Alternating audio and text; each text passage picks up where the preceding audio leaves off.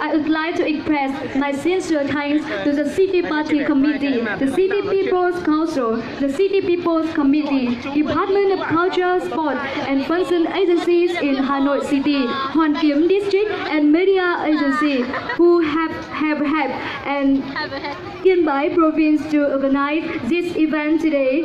With that meaning, I would like to announce the opening of the event today. Thank you very much. Một lần nữa xin trân trọng cảm ơn.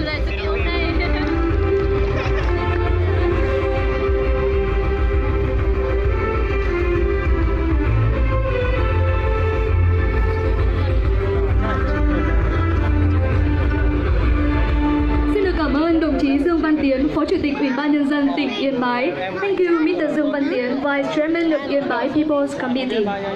Vâng, kính thưa quý vị thân mến, có lẽ rằng chúng ta đã từng được nghe về Yên Bái, nhưng để hiểu hay tận mắt chứng kiến hoặc đến với Yên Bái, đó có lẽ rằng một lần chúng ta vẫn chưa được trải nghiệm, đúng không ạ?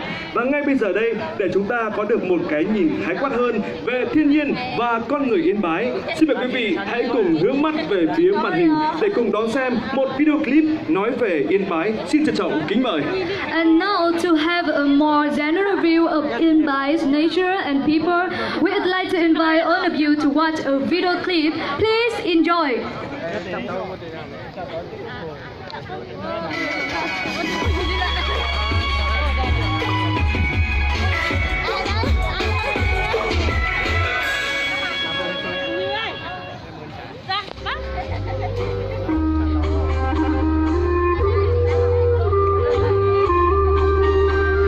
Nằm ở cửa ngõ miền Tây Bắc của Tổ quốc, với địa hình đa dạng, cảnh quan thiên nhiên kỳ vĩ, Yên Bái là địa bàn sinh tụ lâu đời của 30 dân tộc anh em, trong đó có đồng bào Mông với gần 8,5 vạn người sinh sống trên các triền núi cao. Đến với các huyện phía Tây của tỉnh Yên Bái như Văn Chấn, Trạm Tấu và Mù Cang Chải, du khách sẽ được khám phá và đắm mình trong không gian văn hóa của đồng bào Mông vô cùng đặc sắc và độc đáo. Được gặp gỡ và trải nghiệm đời sống với các phong tục tập quán riêng có của một dân tộc kiên cường, bền bỉ trong chinh phục tự nhiên, sáng tạo trong lao động sản xuất.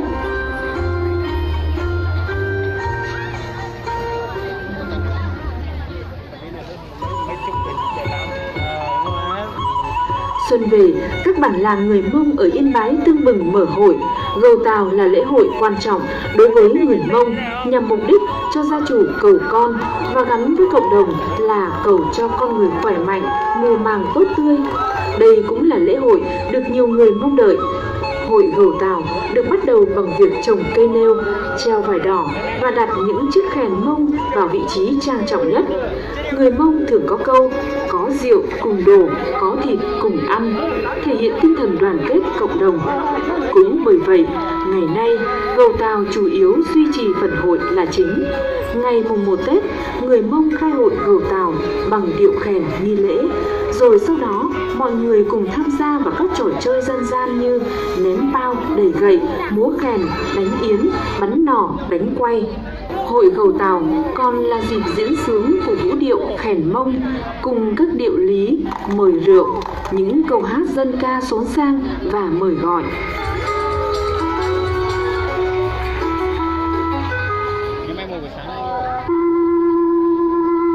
Mùa xuân, khi núi rừng Trạm Tấu, Mù Cang Chải trên quê hương Yên Bái bừng sáng sắc hoa tớ dày, du khách sẽ bị cuốn hút bởi những vũ điệu dân gian sôi trào ước vọng của người Mông giữa mây ngàn Tây Bắc. Từ lâu, cây khèn luôn là vật bất ly thân của người đàn ông dân tộc Mông. Nhờ cây khèn độc đáo này, người Mông không chỉ thổ lộ tâm tình qua âm điệu du dương trầm bổng, mà nó còn là đạo cụ sinh động. Với những động tác điệu nghệ và mạnh mẽ, múa khèn được ví như vũ điệu của núi rừng với những âm thanh của đại ngàn. Múa khèn còn thể hiện tinh thần thượng võ, ý chí kiên cường của người đàn ông Mông. Tết đến xuân về, người Mông không thể thiếu tiếng khèn và vũ điệu cùng với cây khèn. Đây được coi là linh hồn của người Mông, nơi gửi gắm lòng mình với bạn bè, với cộng đồng, với thiên nhiên, núi rừng, làm nên bản sắc văn hóa riêng của người Mông. Các bài biểu diễn khèn bao giờ cũng vui nhộn và say đắm, làm vơi bớt những khó khăn vất vả của cuộc sống thường nhật và là sợi dây gắn kết tình bạn, tình yêu, tình làng, nghĩa bản.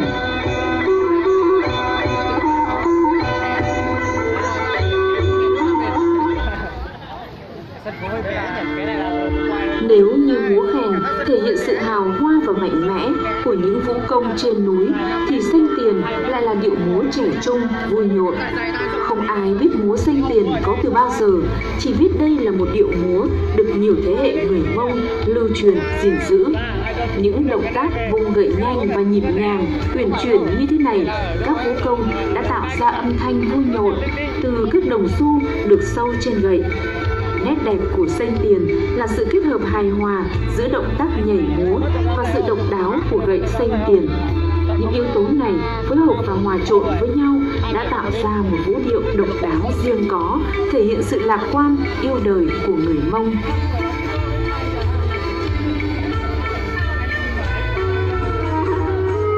Bên cạnh văn hóa phi vật thể, người Mông ở Yên Bái còn có các loại hình văn hóa vật thể cũng rất độc đáo như kiến trúc nhà ở, đồ trang sức và trang phục truyền thống. Đặc biệt là váy áo của phụ nữ Mông với gam màu tràm là chủ đạo, cùng những nét hoa văn tượng hình màu xanh hoặc màu đỏ. Nếu như trang phục phụ nữ Mông ở Mù Cang Chải, Văn Chấn luôn tạo được ấn tượng bởi những bộ áo váy hoa văn tinh xảo cùng chiếc khăn đội đầu, vòng thắt lưng được đính nhiều đồng tiền xu tạo nên chuỗi âm thanh vui tai theo mỗi bước chân của các cô gái trên đường xuống chợ, thì phụ nữ Mông ở Trạm Tấu lại luôn rực rỡ trong những bộ áo váy với gam màu tươi tắn, những vòng tròn nhiều màu xinh xắn trên ống tay áo cùng những chiếc khăn đội đầu duyên dáng, tôn thêm vẻ đẹp của phụ nữ vùng cao.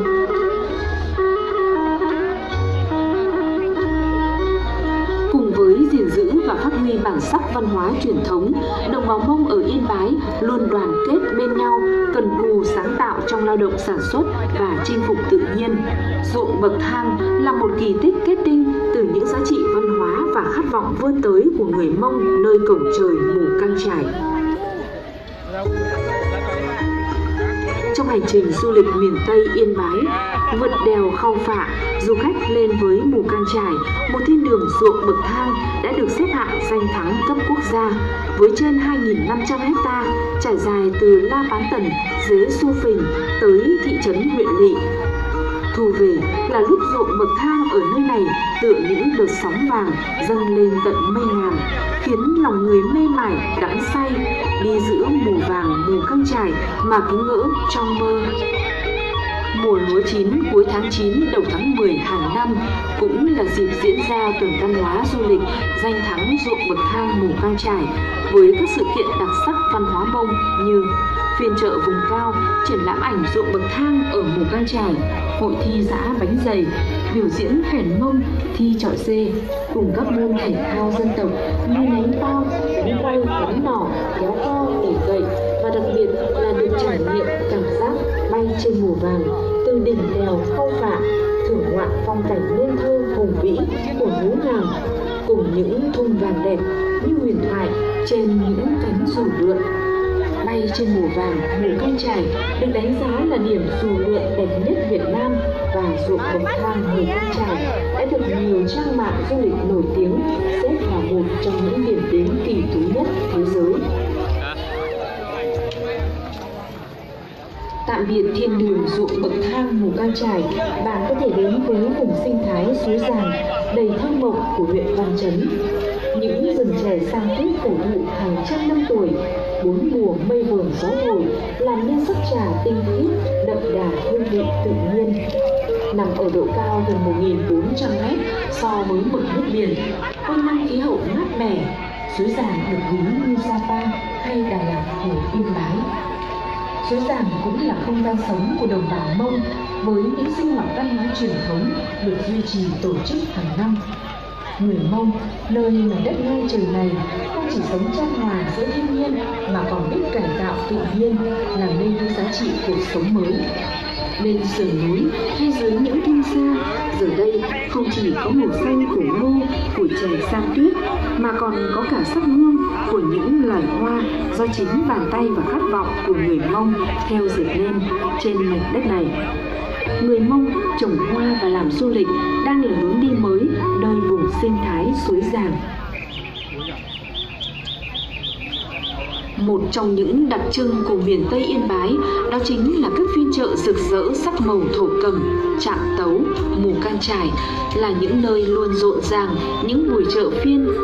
Đồng bào Mông ở các bản xa thường xuống chợ từ rất sớm. Xuống chợ với họ không chỉ là để bán đi những sản phẩm sau tháng ngày, cần mẫn ruộng nương, những đặc sản của núi rừng và mua về các nhu yếu phẩm cho sinh hoạt gia đình, mà còn là đi chơi chợ để gặp gỡ, hẹn hò.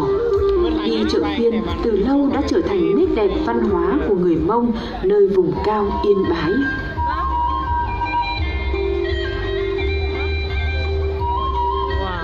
Trong dòng chảy của cuộc sống hiện đại, người Mông ở Yên Bái là một trong những dân tộc còn bảo lưu được nhiều sắc thái văn hóa. Những giá trị văn hóa ấy luôn được các thế hệ người Mông nơi đây tự hào gìn giữ và phát huy trong cuộc sống.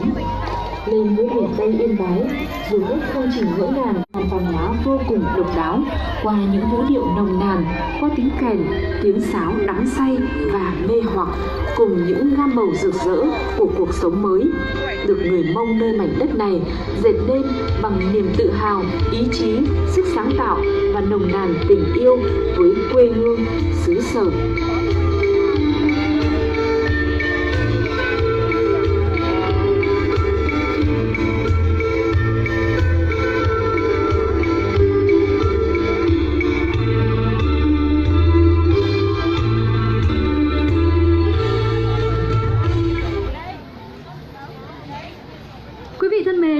Chúng ta vừa được theo dõi một đoạn video clip nói về cảnh đẹp, mảnh đất của vùng đất Yên Bái cũng như là những sắc màu văn hóa, đặc biệt là những sắc màu văn hóa của dân tộc Mông tại nơi đây. Quý vị thân mến, mảnh đất Yên Bái, nơi cửa ngõ núi rừng Tây Bắc, nơi giao thoa đất trời, được kiến tạo dọc sông Hồng trên nền phù sa cổ sinh, gắn với nền văn minh sông Hồng, sông chảy và những kỳ quan thiên nhiên tuyệt mỹ. Yên Bái cũng là vùng đất hội tụ của những di sản văn hóa lịch sử ngàn đời. Đặc biệt, ngày hôm nay, chúng tôi muốn giới thiệu tới quý vị tại phố đi bộ Hoàn Kiếm Hà Nội những sắc màu văn hóa của đồng bào dân tộc Mông. Vâng thưa quý vị, và thật tuyệt vời là ngày hôm nay tại phố đi bộ quận Hoàn Kiếm, Hà Nội, trân trọng kính mời quý vị đại biểu, khách quý cùng toàn thể nhân dân và du khách gần xa đón xem và giao lưu trải nghiệm với không gian sắc màu văn hóa dân tộc Mông Yên Bái. Chỉ đạo thực hiện chương trình, Ủy ban Nhân dân tỉnh Yên Bái. Đơn vị tổ chức, Ủy ban Nhân dân thành phố Yên Bái, Sở Văn hóa Thể thao và Du lịch tỉnh Yên Bái. Đơn vị thực hiện, Đài Phát thanh Truyền hình tỉnh, Trung tâm Văn hóa Nghệ thuật tỉnh, Trung tâm Truyền thông và Văn hóa huyện Trạm Tấu, huyện Mù Cang Chải. Kịch bản, tổng đạo diễn, biên đạo múa Đinh Phú Bình. Và ngay bây giờ, xin mời quý vị sẽ cùng gặp gỡ những nghệ nhân của chúng tôi trên sân khấu này. And now the ASO, the colorful culture of Hmong ethnic group Yên Bái province officially start. Please give a big applause to welcome. Xin mời quý vị hãy dành một tràng vỗ tay thật lớn để chào đón những tiết mục văn nghệ trên sân khấu này.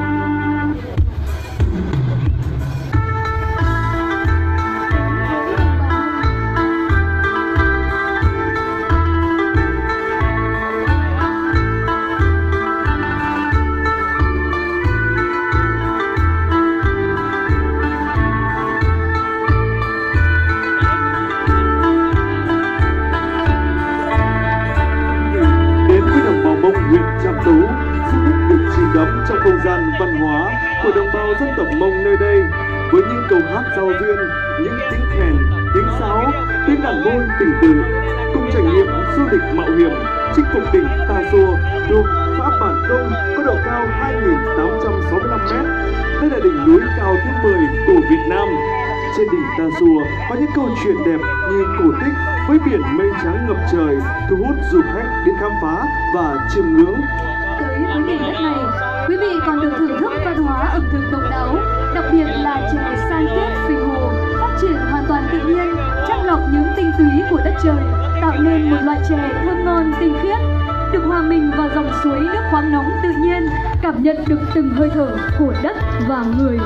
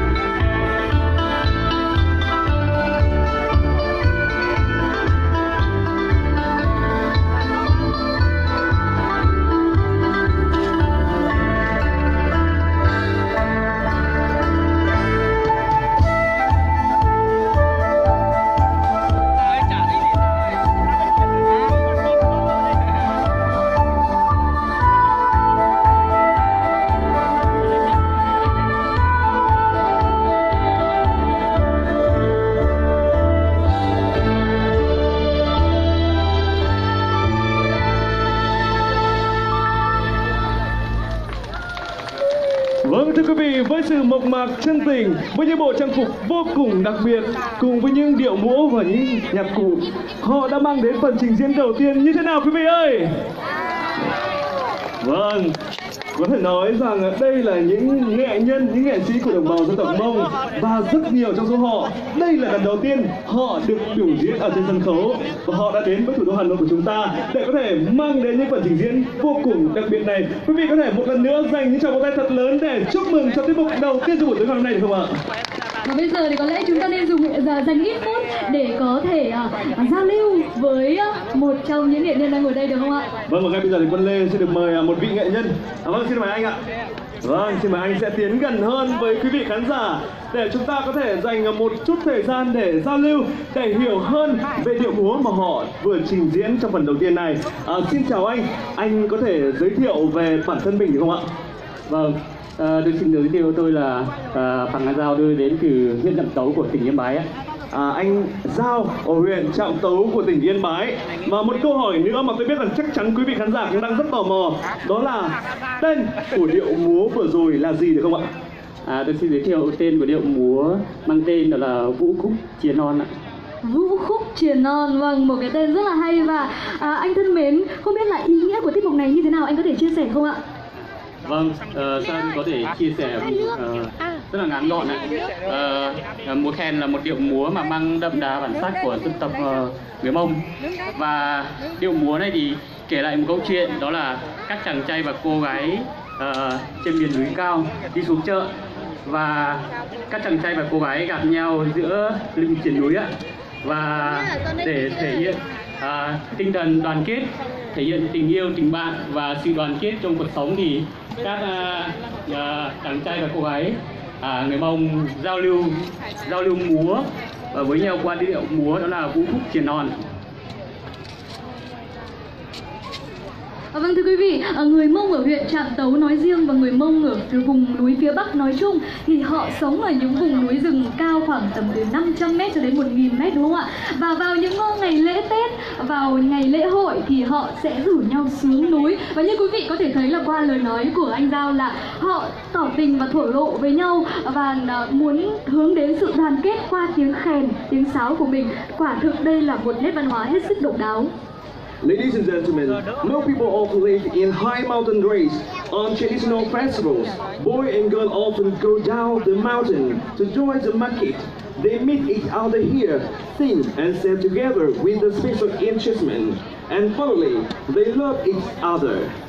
Vâng, thưa quý vị, chúng ta có lẽ là thường thấy những nghệ sĩ múa và biểu diễn trên những sàn diễn bằng phẳng. Thế nhưng với những người dân tộc Mông ở Yên Bái thì không, thưa quý vị. Họ hoàn toàn có thể múa với nhau bằng những điệu múa ngay trên những vách đồi, những dốc núi, đúng không ạ? Quả thực đây là một nét hết sức là đặc biệt, và họ sẽ thổ lộ tâm tình với nhau qua tiếng sáo, tiếng khèn của mình. Và sau Vũ Khúc Chìa Non, họ sẽ mang tới nét văn hóa độc đáo nào tiếp theo? Xin mời quý vị sẽ hướng mắt lên sân khấu để cùng thưởng thức. Ladies and gentlemen, and next perform, please come to Mông Trạm Tấu people. Please welcome.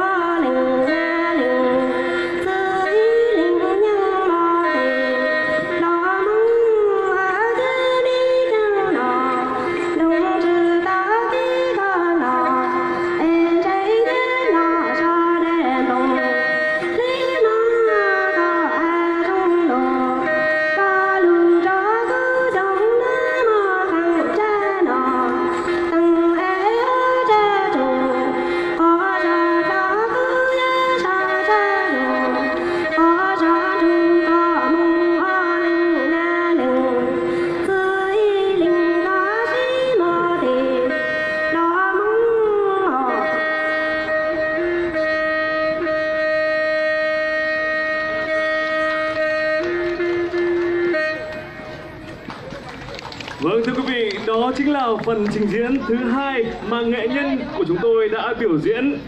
Xin được cảm ơn nghệ nhân cùng với tất cả các anh chị đã mang đến phần trình diễn hết sức đặc biệt này. Không biết quý vị có tò mò điệu hát vừa rồi và khúc kèn anh ấy vừa thổi có ý nghĩa gì hay không? Nhưng chắc chắn là Quân Lê và Phương Thảo bây giờ đang rất muốn để hỏi anh ý để biết về ý nghĩa của những khúc hát vừa rồi. Xin được chào anh ạ. Anh có thể chia sẻ cho tất cả các quý vị khán giả đang có mặt tại đây được biết là cái điệu hát vừa rồi anh vừa hát có ý nghĩa gì hay không ạ? Có ý nghĩa bài hát của anh ấy thì vua của con gái đấy, con gái vua thì vua ít thôi, nhưng mà con trai vua của con trai ấy nhớ con gái quá là gì, như cái ngày xưa cái đàn ban làm bẫy ấy, cái quay là làm buồn quá, nhớ con gái quá làm buồn lắm đấy. Cái bài hát là hay như thế. Có thể là quý vị chưa nghe rõ từng chữ anh ấy nói, bởi vì là ngày hôm nay anh ấy từ Yên Bái xuống đây và có lẽ là tiếng Kinh của anh ấy chưa thực sự là tròn vành rõ chữ. Thế nhưng Phương Thảo sẽ giúp cho quý vị hiểu hơn. Vừa rồi thì anh có chia sẻ là bình thường ở nhà là người con trai, người Mông rất là hay nhớ nhung người con gái nào đó, và tiếng khèn này là thứ để anh ấy có thể thổi và để bộc lộ tâm tình của mình rằng là anh ấy đang rất nhớ cô ấy. Vâng, vừa rồi là tiếng hát để có thể bày tỏ và thể hiện rằng tôi đang nhớ cô gái ấy lắm. Vậy thì anh cũng có thổi một khúc kèn sau đó, thì không biết rằng là cái khúc kèn vừa rồi thì nó có ý nghĩa gì? Xin mời anh. Cái kèn này là kiểu này mình ăn Tết sắm xong rồi thì các cụ là ăn Tết xong này phải có cái kèn này nhảy như thế nào để vui cho ăn Tết á. Lúc Tết là kiểu như ăn Tết chơi như mọi người bây giờ á, thì thổi cái kèn nào là đeo kha này, rồi mà áo trệ xuyên trai này phải quay này, cá lội đầy đủ là dân tộc Mông mà như thế ạ. Vậy là chiếc kèn này thì thường được các đồng bào dân tộc Mông họ sử dụng trong các dịp Tết hay là lễ hội đúng không ạ? Và chúng ta làm gì ạ? Chúng ta nhảy vòng tròn này để cho vui, để cho không khí nó giống lễ hội hơn đúng không ạ? Rất là tuyệt vời. Vâng, quý vị thân mến, có lẽ là nhìn chiếc kèn này từ xa và nhìn những nghệ nhân của chúng tôi từ phía xa, quý vị đang rất là tò mò rồi. Nhìn không có lẽ là chưa đủ, chắc chắn quý vị đang rất là muốn cầm vào chiếc kèn này và đặc biệt hơn là có thể thử chúng. Vậy thì ngay bây giờ các nghệ nhân của chúng tôi sẽ xuống dưới sân khấu, và nếu như quý vị nào sẵn sàng lên đây để có thể thử, nghệ nhân của chúng tôi sẽ giúp cho quý vị trải nghiệm chiếc kèn này như thế nào, thì quý vị có thể lên phía trước sân khấu đây ạ. Có một khoảng trống rất là rộng để chúng ta trải nghiệm ạ. Xin mời anh xuống sân khấu ạ. Ai số các anh chị muốn trải nghiệm chiếc kèn Mông này ạ? Một cơ hội rất hiếm có mà chúng ta được trải nghiệm chiếc kèn Mông này từ vị nghệ nhân của chúng ta. Xin mời nghệ nhân sẽ cùng tiến về bên dưới để chúng ta cùng trải nghiệm. Ladies and gentlemen, this is Ken, and it's special instrument of Mông people. And if you want to have an interesting experience with this, please meet them below the stage. Please welcome.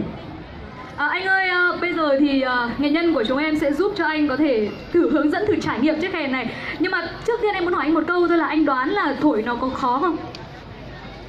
Theo mình thì chắc là cũng khó. Cũng khó ạ. Chưa thổi bao giờ thì chắc là khó. Vâng, anh đã nhìn thấy chiếc kèn này bao giờ chưa? Nhìn thấy nhiều rồi. Vâng, vậy thì bây giờ là lần đầu tiên anh sẽ được cầm vào nó và thử thổi. Bây giờ thì xin mời nghệ nhân của chúng ta sẽ giúp cho khán giả đầu tiên giao lưu. Và tất cả quý vị, nếu như mà quý vị muốn thử trải nghiệm chiếc kèn này, một nhạc cụ rất là độc đáo, thì quý vị cũng có thể ra ở phía giữa sân khấu ạ. Đây là một không gian mở thưa quý vị, để chúng ta có thể hòa mình vào một không gian giống như là đất trời Yên Bái đang ở ngay tại thủ đô Hà Nội. Xin mời quý vị. Vâng, thưa quý vị, và cùng với hoạt động trải nghiệm ở khu vực dưới sân khấu với chiếc kèn Mông thì ngay bây giờ chúng ta sẽ cùng quay trở lại với sân khấu để chúng ta sẽ cùng đến với một tiết mục biểu diễn tiếp theo. Nói đến sáo Mông thì chắc chắn rằng đối với những người yêu sáo ai cũng biết và cực kỳ yêu thích loại nhạc cụ này đúng không ạ? Và ngay bây giờ chúng ta sẽ cùng đến với một phần trình diễn mang tên Người Mông ơn Đảng cùng với việc trình diễn sáo Mông.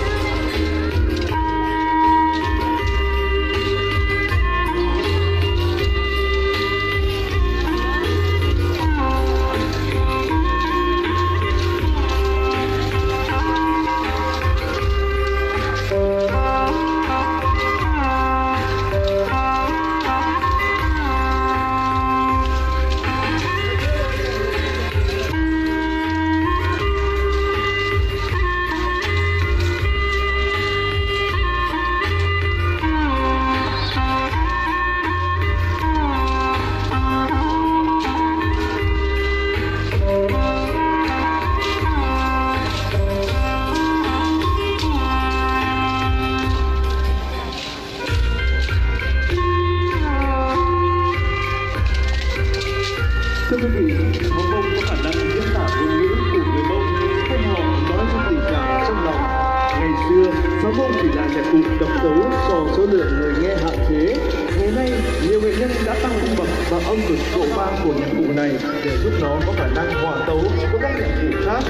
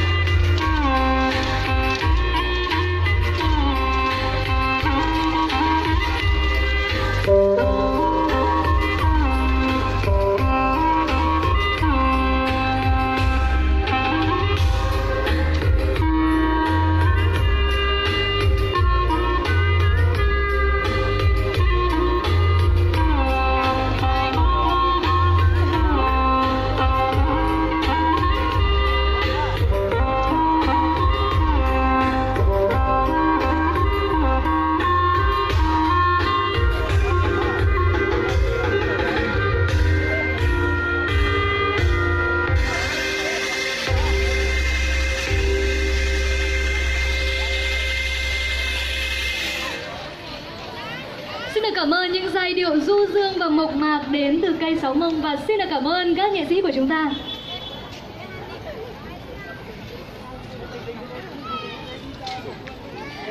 Quý vị thân mến, ở bên cạnh âm thanh du dương của cây Sáo Mông và vừa rồi chúng ta còn được gặp gỡ cây Khèn Mông nữa, thì tôi có để ý tới âm thanh của một loại nhạc cụ mà âm thanh của nó rất là đặc biệt thưa quý vị.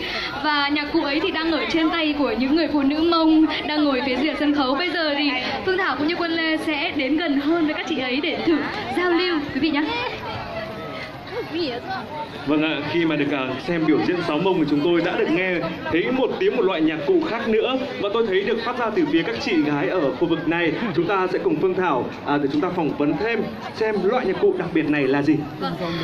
Không biết là quý vị có nhìn rõ không ạ? Chị có thể sơ loại nhạc cụ này trên tay không ạ? Vâng. Có lẽ là rất nhiều người cho chúng ta không biết đây là gì. Chị ơi, chị có thể giải thích đây là gì không ạ? Tiếng đàn bông ạ. Dạ. Chiếc đàn môi ạ. Vâng thưa quý vị, đây là đàn môi ạ. Nếu mà nói là đàn môi thì chắc là sẽ gảy bằng môi đúng không ạ? Làm thế nào để dùng được chiếc đàn môi này ạ?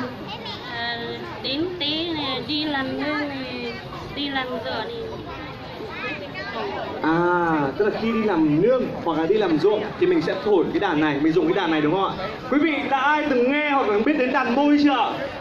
Chưa biết đàn môi bây giờ đúng không ạ? Ngay bây giờ là cơ hội để chúng ta sẽ được thưởng thức, được lắng nghe và được xem nghệ nhân biểu diễn đàn môi sẽ như thế nào. Bây giờ thì rất nhiều khán giả đang rất là mong muốn và tò mò được xem cách biểu diễn đàn môi. Thì không biết là chị có thể biểu diễn một khúc đàn môi được không ạ? Vâng, xin mời chị.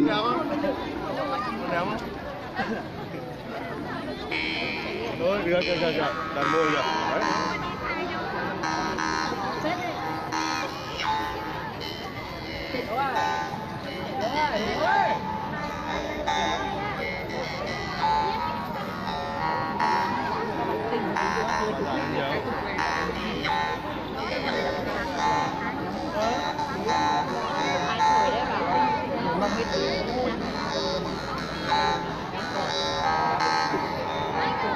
Wow, thật tuyệt vời, xin được cảm ơn chị ạ. Không biết là Phương Thảo ngồi gần với cả nghệ nhân chúng ta có nhìn rõ xem là chiếc kèn đàn môi này được thiết kế từ những nguyên liệu hay là vật dụng gì không nhỉ? Em thì em không rõ là cái này làm bằng vật liệu gì, nhưng mà em dám cá đây là một cái âm thanh rất là đặc biệt và nó rất là khác lạ so với những nhạc cụ thông thường. Và quý vị ngồi gần thì quý vị sẽ càng cảm nhận được là để có thể sử dụng được một chiếc đàn bé như thế này ạ, chỉ bằng một cái cặp tóc thôi ạ, thì quý vị phải có sự kết hợp của cả tay này lẫn chiếc môi của mình, sẽ rất là điêu luyện và phải thật khéo léo mới có thể gảy lên được những âm thanh đó. Và thực sự là nó đã mang đến một cái âm sắc hết sức đặc biệt đúng không quý vị? Quý vị có thấy âm sắc này hết sức thú vị và đặc biệt không ạ? Vâng, hãy cho nghệ nhân chúng tôi một tràng pháo tay thật lớn để cảm ơn chị ấy đã mang đến một loại nhạc cụ rất mới và rất đặc biệt trong chương trình ngày hôm nay.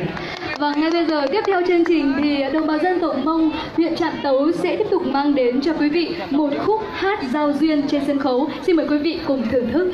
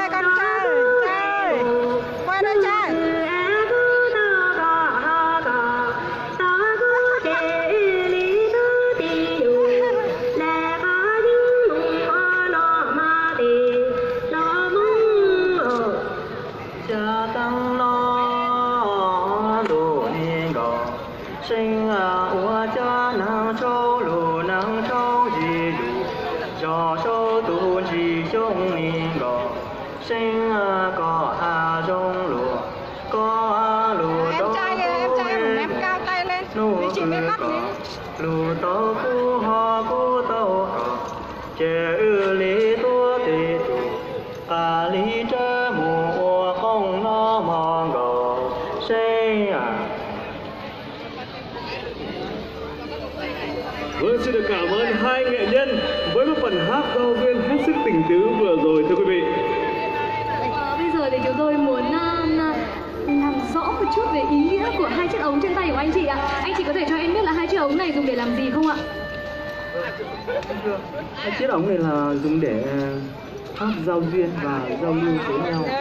Hát giao duyên và giao lưu với nhau ạ? Tức là khi nào hát mình mới dùng cái này hả anh? Hay là trong đời sống bình thường mình cũng dùng ạ?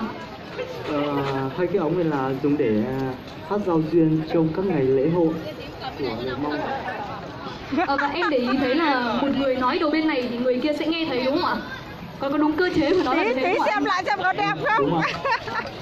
Vậy là một thiết bị đúng không ạ? Với hai chiếc ống mà được nối dây với nhau để có thể hát giao duyên, để có thể truyền những thông điệp tình yêu của mình dành cho người phụ nữ mà mình yêu. Vâng, rất đặc biệt đúng không ạ? Quý vị nhìn thấy những vật dụng như này quý vị có thấy quen thuộc không ạ? Rất quen thuộc đúng không ạ? Tôi đoán là nếu như mà so sánh với thời hiện đại ấy, thì nó có thể thay chiếc điện thoại di động đúng không anh Quân? Vâng. Tức là nếu mà nói vào đầu này là anh sẽ nghe thấy em nói. Vâng, Phương Thảo thử nghe nói anh có nghe không ạ? Thực sự là rất khó nghe vì đây là lúc mà họ tự tình ở những nơi thật là yên tĩnh, trong những nương rẫy để họ có thể chia sẻ, có thể nói những lời yêu thương, cũng giống như chúng ta hiện nay thôi ạ. Ngày nay chúng ta sử dụng gì ạ? Facebook, chúng ta sử dụng Zalo để chúng ta nhắn tin, thì những người Mông trước đây hay cả bây giờ họ vẫn sử dụng phương pháp này để có thể truyền tình yêu, truyền năng lượng tình cảm của mình đến với đối phương của mình, đúng không Phương Thảo? Vâng ạ. Và nếu như mà quý vị khán giả nào muốn thử trải nghiệm chiếc ống nghe này hay tất cả những trò chơi như là trò chơi ném bao ạ, mà các nghệ sĩ của chúng tôi đang chơi ở phía dưới sân khấu, thì quý vị hoàn toàn có thể hòa mình vào không gian văn hóa ngày hôm nay. Quý vị có thể tham gia các trò chơi ngay tại sân khấu này vì đây là một không gian rất mở mà chương trình mang đến cho tất cả quý vị đang có mặt trên phố đi bộ Hồ Gươm ngày hôm nay. Và bây giờ thì chúng ta sẽ đến với tiết mục nào tiếp theo đây hả anh Quân? Vâng thưa quý vị, và một trong những nhạc cụ tiếp theo của người dân tộc Mông rất được yêu thích đó chính là đàn nhị. Và ngay bây giờ xin mời quý vị sẽ cùng ngước mắt trở lại sân khấu để chúng ta đến với một tiết mục tiếp theo, tiết mục kéo đàn nhị của những người đồng bào dân tộc Mông. Xin mời quý vị cùng thưởng thức.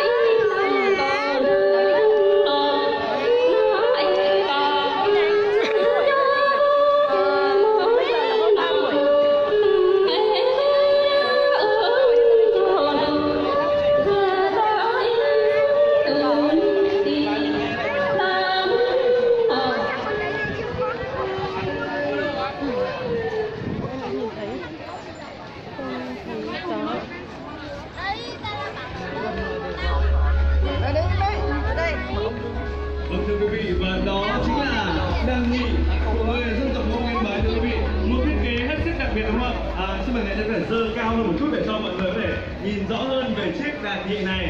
Có lẽ chúng ta cũng đã nhìn thấy khá nhiều loại đàn nhịp khác nhau, nhưng đây là đàn nhịp của người dân tộc Mông, được thiết kế rất là tỉ mỉ, rất đẹp đúng không thưa quý vị? Vâng ạ, xin được chào nghệ nhân và thay mặt cho tất cả khán giả thì tôi xin được phép hỏi nghệ nhân một câu, đó là cái khúc đàn nhị vừa rồi nó có ý nghĩa gì không ạ? Sen, người sen, là sen. Cao ấy thì ở nhà thì con trai phải thoải mái, Họ tràn.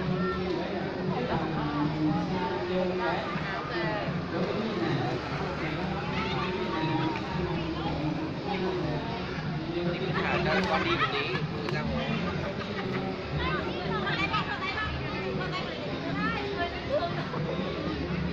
Cười nhẹ đâu, cười nhẹ đâu, cười nhẹ nhẹ thôi. Cười nhẹ nhẹ con, cười nhẹ. Cái ba này cười nhẹ đâu. Bạn ơi. Cái này đi, cái này đi chị ba. Đâu, cái ba đi. Để cho. Cái này chị ba đây đâu. Cái này chị ba đâu. Chụp vào đây chưa?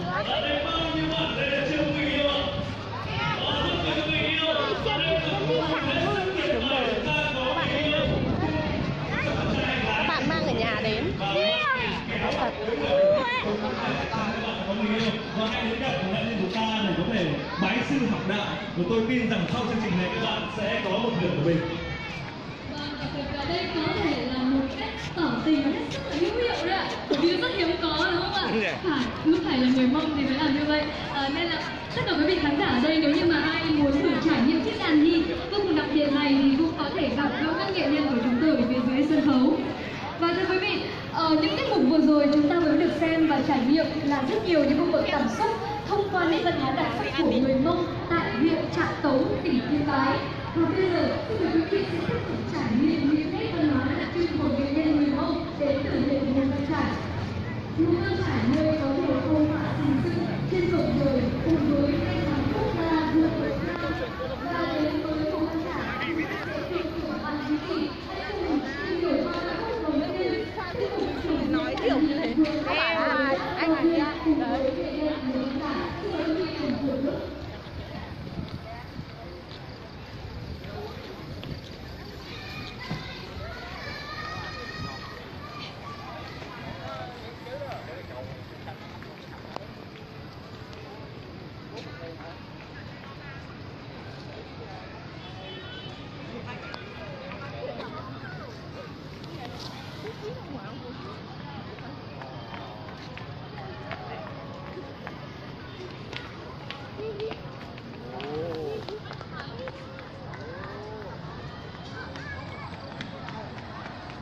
Bây giờ có tin mẹ rồi. Đúng rồi. Nhưng có chả biết mua giày trượt ở đâu. Giày trượt ở đây các bạn mang đến luôn sao ạ? Mang từ nhà đến đây. À, để về mẹ hỏi lại xem nhá.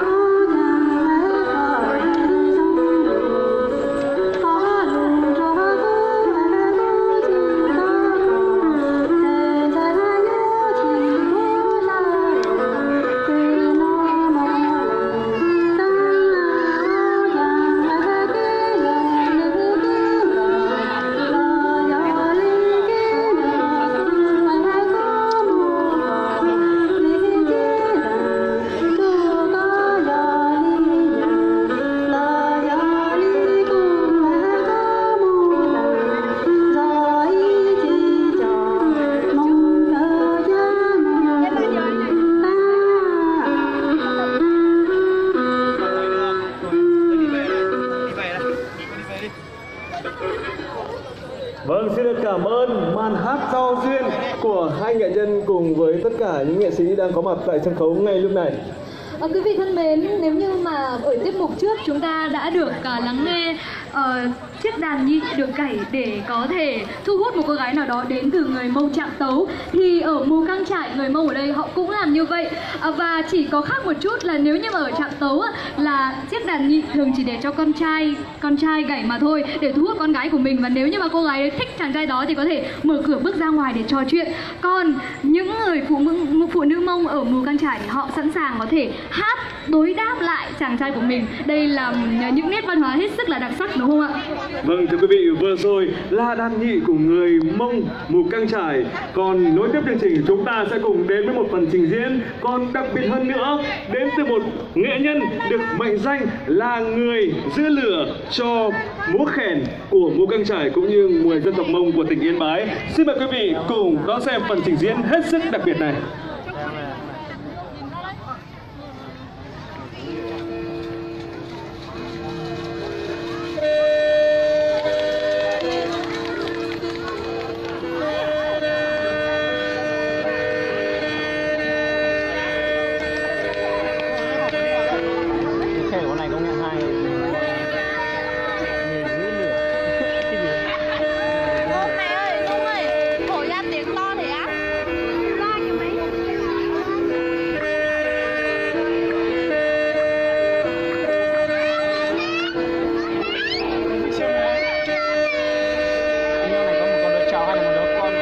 Người Mông thường gọi khen là greng hay greng. Đây là loại nhạc khí có cách đây trên 3.000 năm, khoảng thế kỷ 15 trước công nguyên. Cây khen Mông không chỉ là đạo cụ âm nhạc để thể hiện khát vọng vươn lên. Trong đời sống, khen Mông mang nhiều ý nghĩa. Trước hết, nó mang ý nghĩa tâm linh. Khen được coi như vật linh thiêng sử dụng trong nghi lễ tang và đưa tiễn linh hồn người đã khuất, với 364 bài khen đặc trưng. Sau nữa, khen và tiếng khen cũng là tiếng lòng bày tỏ của chàng trai, cô gái Mông trong những hội mùa xuân. Người Mông dùng khen trong nhiều tình huống của đời sống để bày tỏ nhiều cung bậc của lòng người.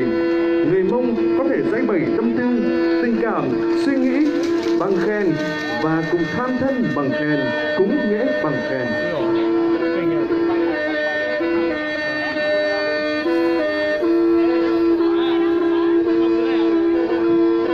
Và đó là một phần trình diễn của một nghệ nhân đã gần 70 tuổi người Mông ạ. Hết sức ấn tượng, quý vị có thể dành cho một tay thật lớn để tiếp sức mạnh cho vị nghệ nhân hết sức đặc biệt chúng ta không ạ?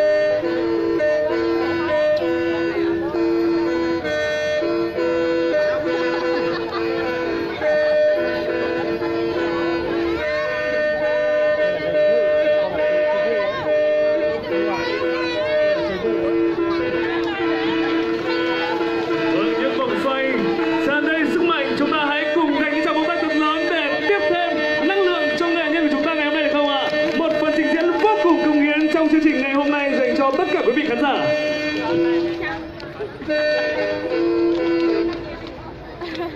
Vâng, xin được cảm ơn. Rất bất ngờ ạ. Thực sự là nhìn nghệ nhân của chúng ta biểu diễn rất cống hiến dành cho tất cả quý vị khán giả trong chương trình ngày hôm nay. Có lẽ rằng vừa thổi kèn, vừa các động tác biểu diễn và vừa phải xoay rất là nhanh, rất là nhiều vòng như thế. Tôi không thể tin được rằng một nghệ nhân của chúng ta, bác năm nay đã gần 70 tuổi có thể thực hiện được điều này. Một lần nữa tôi rất hy vọng quý vị có thể dành cho một tay thật lớn để cảm ơn nghệ nhân chúng ta được không ạ?